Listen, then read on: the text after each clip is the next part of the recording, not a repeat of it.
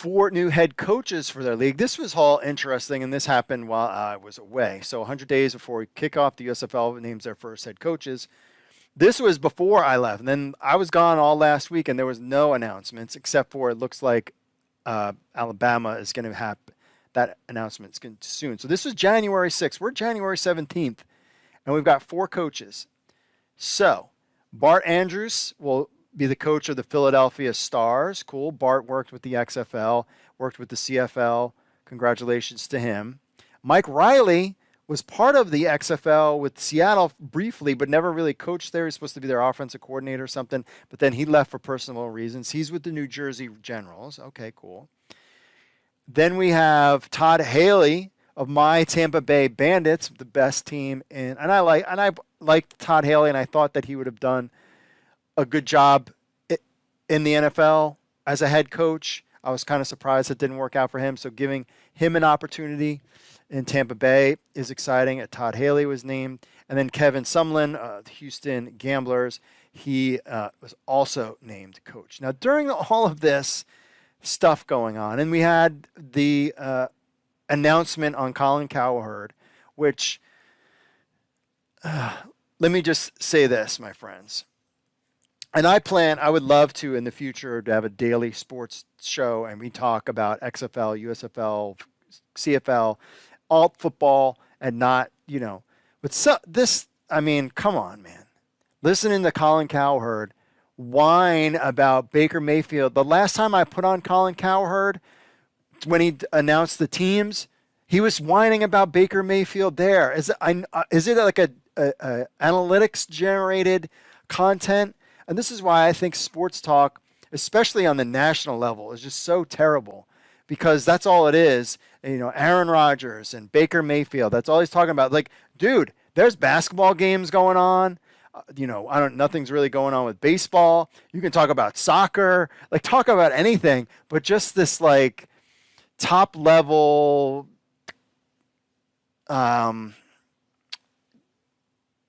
cheesy sports talk kind of thing. I grew up in New York.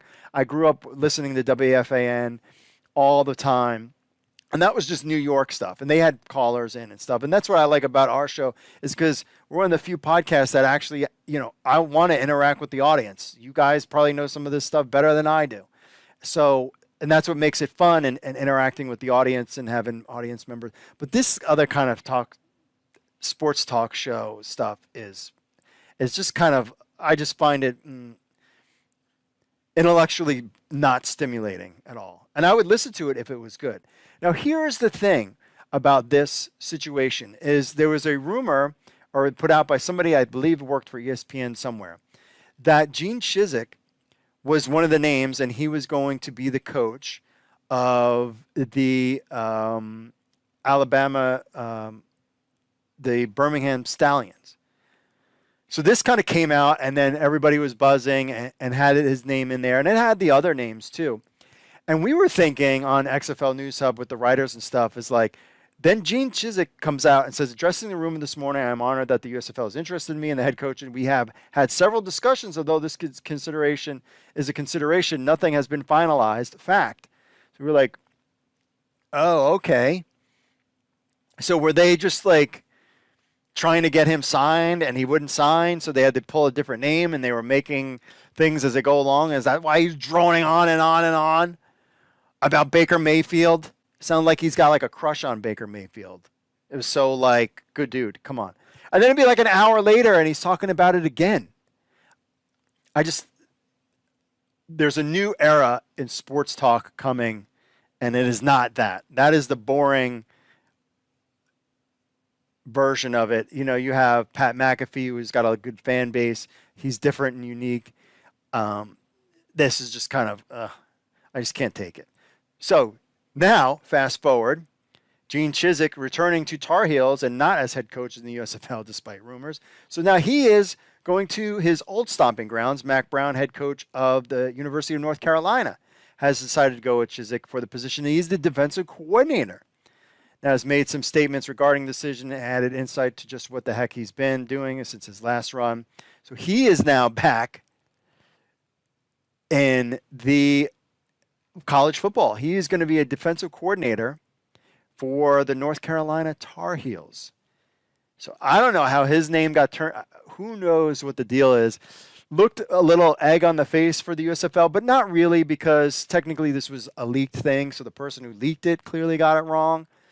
But it was just interesting that, it took a while to get to this announcement. And it was very just like, hey, these are the head coaches. Spring football is going to be great. And then that's it. Fans are apprehensive about the USFL, and it's not so much as the USFL's fault per se. You have to understand that people got burned by the AAF.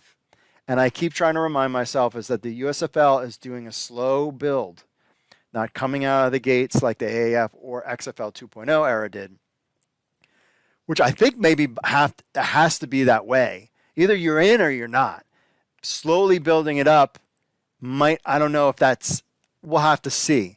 But there's a lot of job openings and things are turning. But we're less than 100 days from kickoff for the USFL, and we've only had 4 coaches, and the official announcement of where they're playing hasn't been there yet either.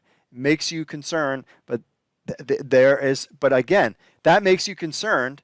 Then on the other aspect, the other spectrum, you have a deal with NBC, and they're going to air the game. So NBC paid them some money to air these USFL games. And then if you look at the calendar, and Reed had posted this about the top 100 shows on television, and 75 or 78 of them were all NFL-based ones. And then you take in most of the live sports. I mean, it's like, I looked at the list, it was like NCI was like the only like television show, and the rest were basically sports related. So you could see why these guys are all clamoring to get their fill in. So the USFL has that going for it. But the landscape is changing quickly for professional, like just television in general. And where this shifts, I hope that the XFL is ahead of the curve instead of behind. It will be interesting to see how that all turns out there. So we'll have to see if we get more. We should this week. My goodness. Then we'll be like less than 80 days. I mean, you got to make your coaching staff and figure out players you want. We'll have to find out.